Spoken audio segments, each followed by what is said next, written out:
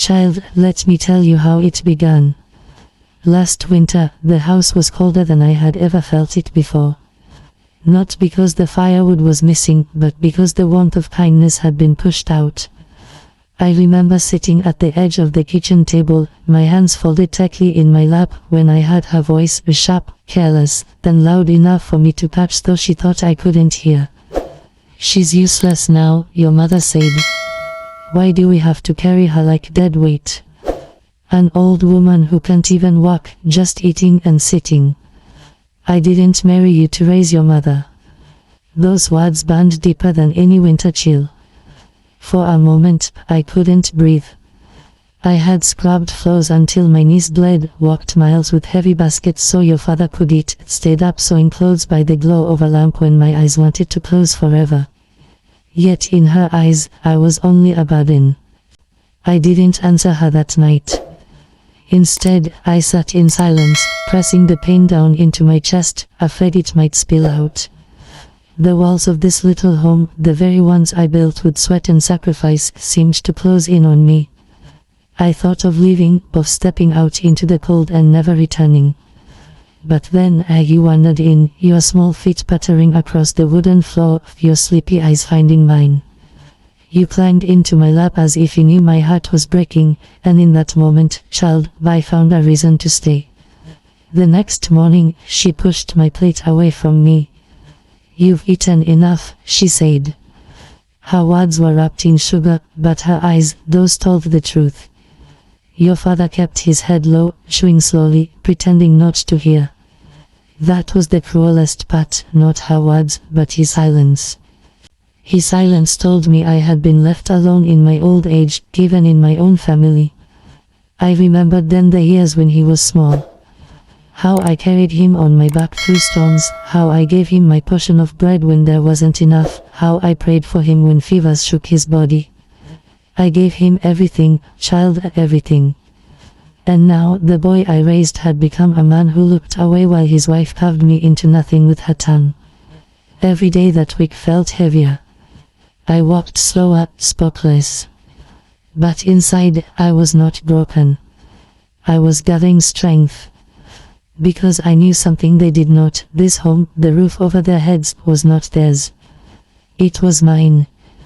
Every nail at every stone, every inch of soil was bought by my sacrifices. At night, when they thought I was asleep, I pulled out the old wooden box from under my bed. Inside lay the papers, yellowed and fragile, but still alive with truth, the deed of this home, in my name alone. I would hold it close, my hands trembling, my heart torn between sorrow and a strange quiet pride. They could mock me, ignore me, even starve me. But they could not take from me what I had built with my own two hands. One evening, when the fire cracked low, you asked me why I stared at the flames so long. I told you stories then, not the whole truth, but pieces. About the nights I walked by lantern light sewing clothes for strangers, the long days scrubbing rich people's floors until my fingers cracked, the winters when I wrapped your father in my only shawl while I shivered through the night. You listened with wide eyes, your small hand wrapped around my arm as though to anchor me. And I realized, child, that you were my witness.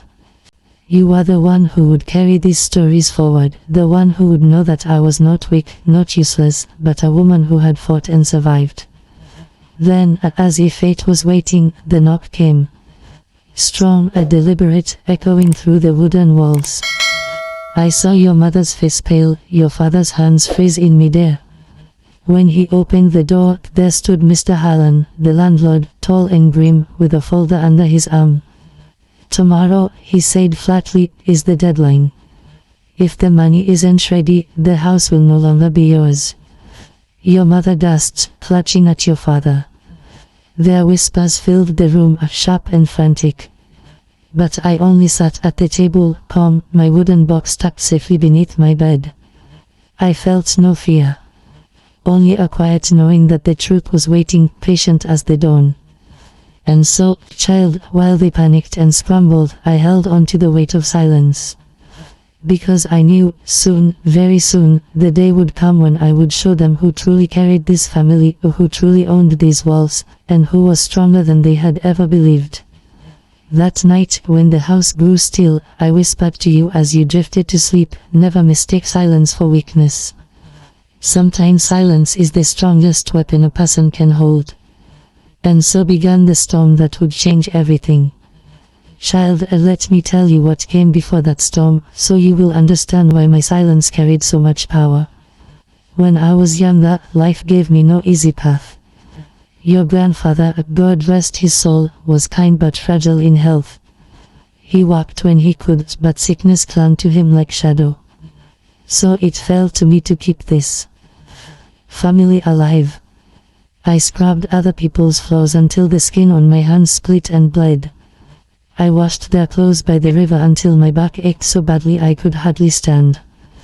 I stitched their torn shirts and patched their coats under the dim glow of a kerosene lamp while your father slept soundly in a corner. There were nights, child, when hunger sat heavy in our home. I remember boiling water with nothing but a pinch of salt, pretending it was soup so your father wouldn't feel the ache in his belly. I gave him my portion of bread more times than I can count. I watched him grow strong while I grew thin, and I told myself it was worth it. Because a mother's sacrifice is not measured in comfort but in the lives she raises. But don't think I was only sorrow. There were moments of light even in the darkest days. The spring rains that made the garden bloom, the laughter of your father chasing fireflies in the yard, the quiet evenings when your grandfather would play his harmonica by the porch and I would hum along. Those little sparks kept me alive. They reminded me that survival was not just about bread and roof, it was about holding on to love when the world tried to strip it away. Still, every choice carried weight. When your father was 10, the landlord came, demanding rent we could not pay. I remember standing barefoot at that door, my heart pounding. Your grandfather lay sick in bed, coughing, too weak to rise. And I, just a woman with nothing but thin arms and fierce will, faced that man. I promised him his money. I swore on my life that I would not fail. Then I went out, walking miles into town, taking any work I could find. Washing dishes in diners, sweeping floors long after midnight, carrying crates heavier than my own body. Every coin I earned went into a tin hidden under the bed. That tin became the deed you saw me place on the table years later. Do you see, child? Every line on my face, every ache in my bones, carries the story of those nights. When people call me old, useless, weak, they forget I am built of battles they never saw. Your father never knew the full truth. I kept it hidden, not to shame him, but because I wanted him to live free of the burdens that weighed me down. I wanted him to believe in a simple story, that life was kind, that mothers are endless wells of strength. But maybe, in sparing him, I also made him blind. He grew into a man who thought the house simply existed, not that it was carved from my flesh and bone. And then came the years after your grandfather passed.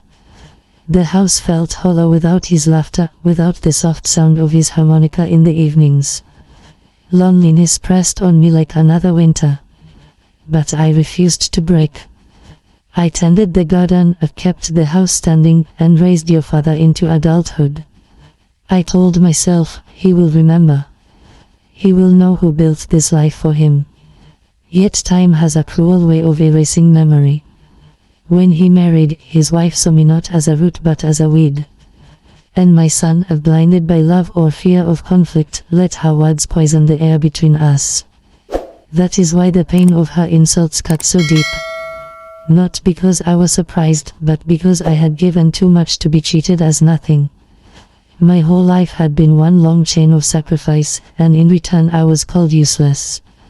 But, child, I want you to understand this, I never regretted the sacrifices. They gave me strength no insult could steal. Every bucket of water I carried it, every mile I walked, every night I went hungry, it all shaped me into the woman who sat calm while others panicked, the woman who held the papers that proved the truth. And through it all there was hope. Hope that one day, someone, like you, would listen. That someone would carry these stories forward, so I would not vanish like smoke. So when you hear people laugh at age, when you see them dismiss the old, remember this chapter of my life. Behind every wrinkle is a night of hunger endured. Behind every gray hair is a storm survived. Behind every tired hand is a house kept standing. And remember, strength is not loud.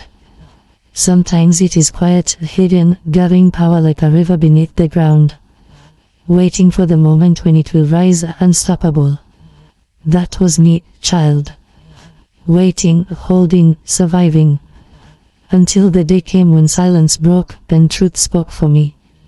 Child, I told you already how words can wound. How my daughter-in-law spat heaven, calling me useless, saying she wanted me gone. And how my own son, the boy I once carried on my back through storm and sickness, stayed silent beside her.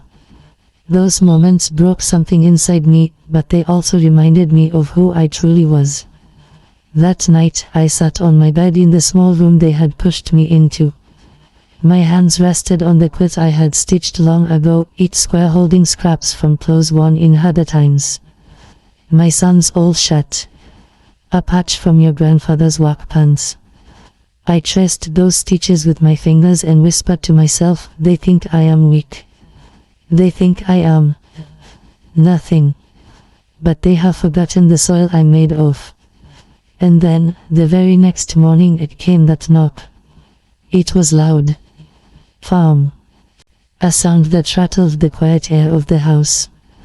My daughter-in-law's face turned pale. My son looked confused, uneasy.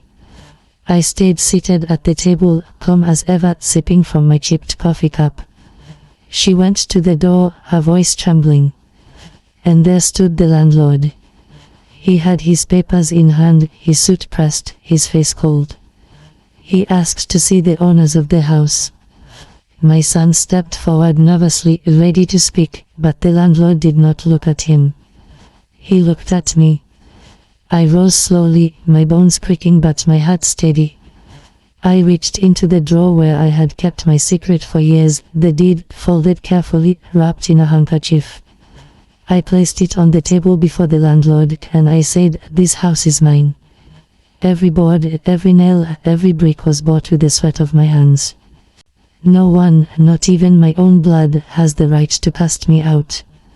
The silence in that room was heavier than any burden I had carried. My son's mouth opened, but no words came. My daughter-in-law's smugness drained from her face like water spilling from a broken jar. The landlord nodded once. That's what I thought, he said. Mrs. Miller, your name is on every line. No one can change that. And he left them standing there in their shame. I turned back to them, my voice quiet but sharp enough to cut. You called me useless. You mocked my age. You thought I was too old to fight. But while you were laughing, I was remembering. While you were mocking, I was planning. And while you thought I was nothing, I was holding everything. My son's eyes filled with tears. He stepped toward me, his voice breaking. Mama, I didn't know. I raised my hand to stop him. No, son. You didn't want to know. You let her words fill your ears until you could no longer hear my silence. A mother should not have to remind her child of what she has given. My daughter-in-law tried to speak, her tone suddenly sweet, but I saw through it. Years of sacrifice had sharpened my vision. I said nothing more to her. My silence was enough. That night, I sat alone in my little room. I thought about all the years I had worked, all the nights I had gone hungry so my boy could eat, all the coins I had hidden away, one by one, until they grew into the deed that now protected me. Tears came to my eyes, not because I felt victorious, but because the weight of my life pressed down on me. I never wanted revenge, child. I only wanted respect. And you know what? Respect doesn't always come from those we expect it from. Sometimes it comes from strangers who nod at your strength. Sometimes it comes from the earth itself, holding the roots you planted. And sometimes, like now, it comes from little ears listening at a grandmother's knee. You ask me if I forgive them. Let me tell you the truth. Forgiveness is not always soft. Sometimes forgiveness is simply choosing not to carry hatred even when the hurt remains. I forgive, but I did not forget. I stayed in this house, in this room, surrounded by the echoes of my sacrifices. And I let them live with the memory of the day the old woman they mocked proved stronger than all their pride. So, child, remember this. Strength is not in muscles or in youth. Strength is in endurance. It is in patience, in silence, in the quiet gathering of years. One day, when people mock you, underestimate you, or try to erase you, hold steady. Because inside you runs the same blood that carried me through storms and hunger. I am not useless. I never was. And neither will you be. That, my dear, is the story of how they mocked me because of my age, and how I showed them who was truly strong.